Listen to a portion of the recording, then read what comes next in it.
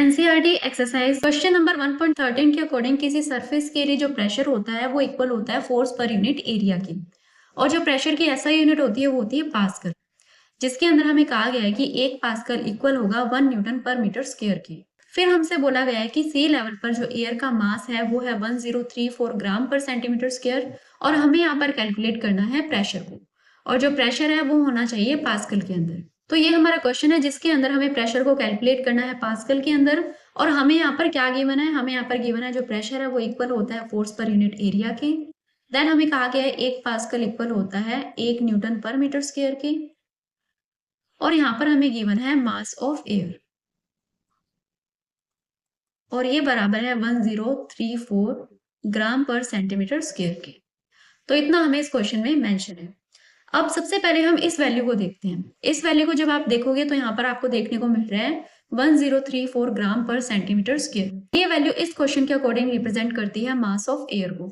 लेकिन हम सभी जानते हैं जब हम मास को मेजर करते हैं तो उसकी यूनिट या तो ग्राम होती है या फिर किलोग्राम होती है, लेकिन आपको यहाँ पर ग्राम के साथ साथ पर सेंटीमीटर स्क्वायर भी देखने को मिल रहा है। और ये जो पर सेंटीमीटर स्क्वायर है ये किसकी यूनिट होती है, ये यूनिट होती है एरिया की। इसका मतलब ये जो वैल्यू है वो एक्चुअल में क्या रिप्रेजेंट करती है, ये रिप्रेजेंट करती है मास पर यूनिट एरिया को। तो ये जो वैल्यू है वो किसकी है, वो है मास पर यूनिट एरिया। तो ये मास पर यूनिट एरिया की वैल्यू है जो कि है 1034 ग्राम पर सेंटीमीटर स्क्वायर। और ये जो पर सेंटीमीटर स्क्वायर है इसे हम डिवाइड में लिखेंगे, तो हम इसे ऐसे लिखेंगे 1034 gram divided by centimetre square. तो ये वैल्यू क्या रिप्रेजेंट करती है, ये रिप्रेजेंट करती है मास पर यूनिट एरिया को। और यहाँ पर मास पर यूनिट एरिया से मतलब है कि जो सी लेवल है उसके 1 सेंटीमीटर स्क्वायर एरिया के अंदर जो आपको एयर देखने को मिलती है उसका मास है 1034 ग्राम। मास पर यूनिट एरिया का ये मतलब है। तो अभी हमारे पास क्या आ जाता है, मास पर यूनिट एरिया जो कि इक्वल है 1034 gram divided by centimetre square की। तो अभी हमारे पास इतनी वैल्यू आ जाती है। इसके बाद में हमें इस क्वेश्चन के अकॉर्डिंग कैलकुलेट करना है प्रेशर को, और यहाँ पर जो प्रेशर है उसके फॉर्मूला के अकॉर्डिंग प्रेशर इक्वल होता है फोर्स पर यूनिट एरिया के। लेकिन हमें इस क्वेश्चन के अंदर मेंशन है मास पर यूनिट एरिया।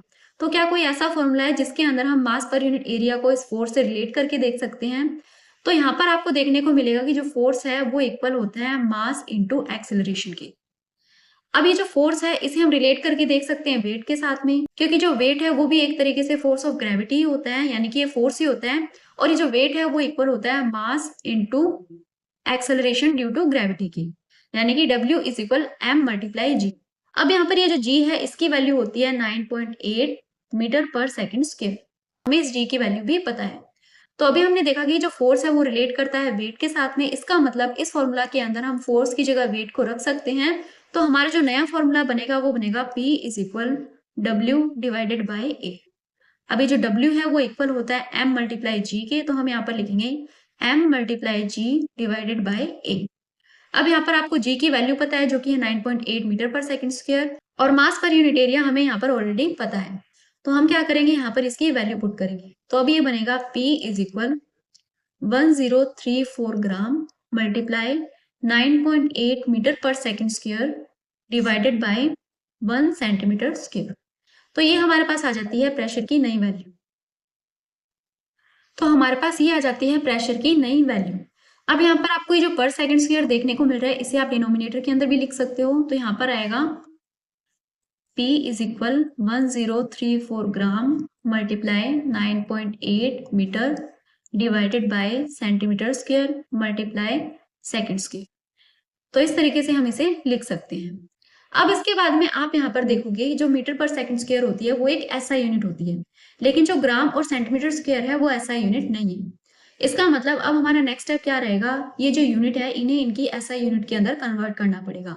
इसका मतलब है हमें ग्राम को कन्वर्ट करना पड़ेगा केजी के अंदर, और सेंटीमीटर स्क्वायर को कन्वर्ट करना पड़ेगा मीटर स्क्वायर के अंदर। तो इसके लिए हम क्या करेंगे, इसके लिए हम यहाँ पर यूनिट फैक्टर मेथड का यूज करेंगे। तो सबसे पहले हम कन्वर्ट करते हैं ग्राम को केजी में। हम सभी जानते हैं कि 1 केजी इक्वल होता है 1000 ग्राम। तो इसे हम लिख सकते हैं 1 KG divided by 1000 gram is equal 1।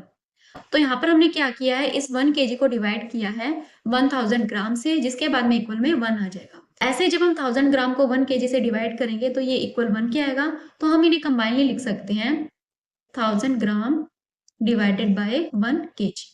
तो ये हमारे पास यूनिट आ जाती है। अब यहाँ पर हमें क्या करना है, हमें इस ग्राम को कन्वर्ट करना है केजी के अंदर।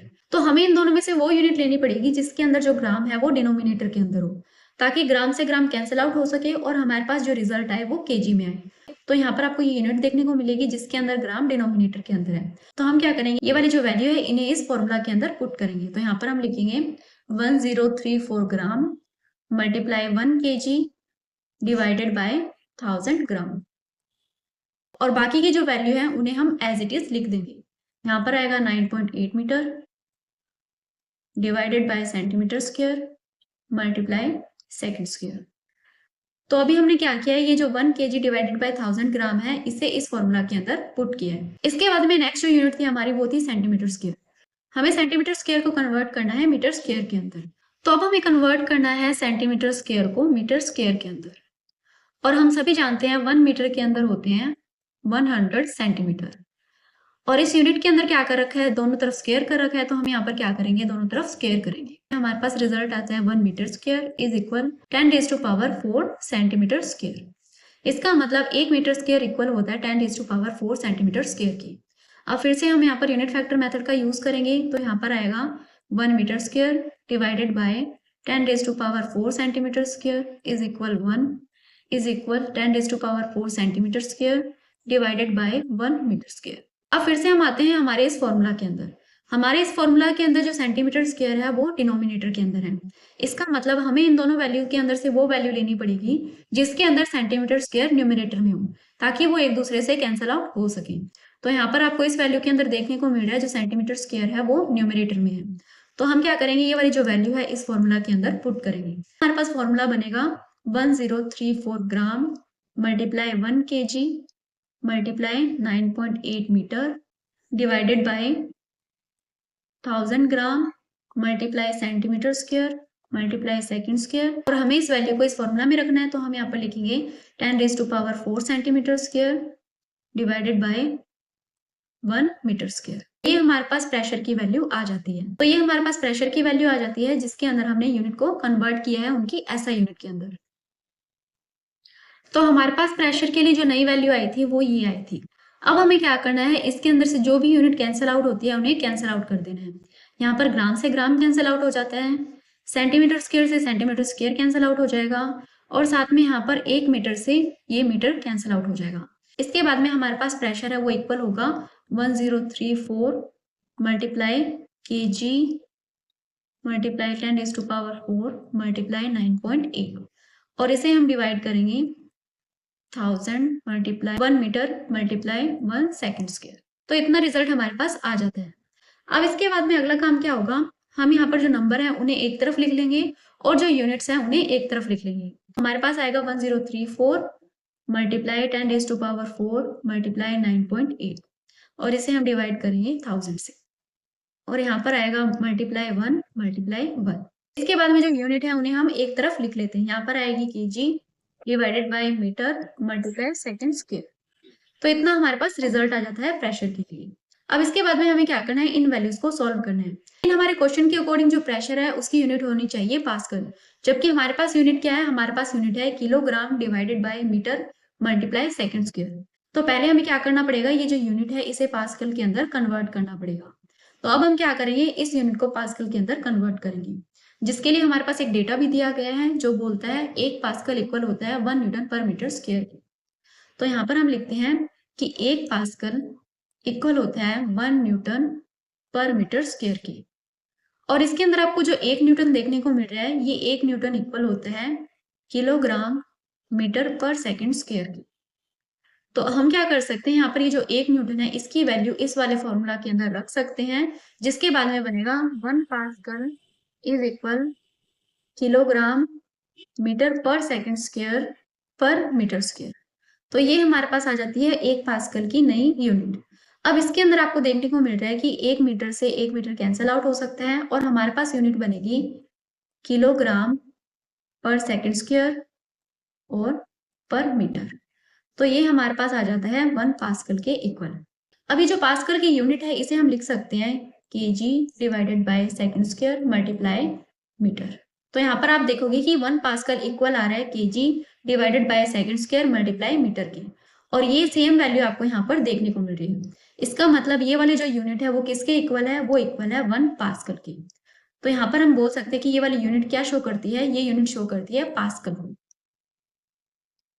इसका मतलब जो प्रेशर है वो इक्वल आता है 1034 मल्टीप्लाई 10⁴ मल्टीप्लाई 9.8 डिवाइडेड बाय 1000। और 1 से मल्टीप्लाई करने पर कोई भी चेंजेस नहीं आएंगे, इसलिए मैं डायरेक्टली यहाँ पर 1000 लिख लेती हूँ।